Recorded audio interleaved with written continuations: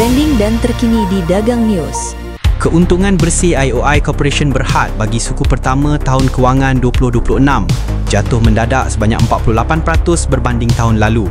Bagi tempoh 3 bulan berakhir 30 September 2025, keuntungan bersih menjunam kepada RM369.4 juta berbanding RM710.7 juta pada tahun sebelumnya. Namun hasil syarikat meningkat 14.2% kepada RM3.05 bilion daripada RM2.67 bilion.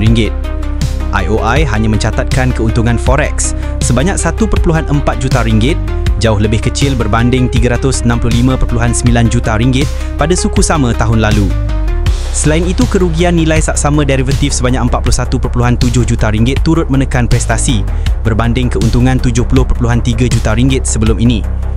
Tidak termasuk item bukan asas, keuntungan asas sebelum cukai sebenarnya melonjak 41.7% kepada RM508.8 juta. Segmen hiliran, khususnya penapisan dan oleokimia, mencatatkan margin lebih baik dan menyumbang kepada pendapatan asas yang lebih tinggi. IOI menjangkakan pengeluaran tandan buah segar akan terus meningkat seiring lebih banyak pokok sawit mencapai usia matang.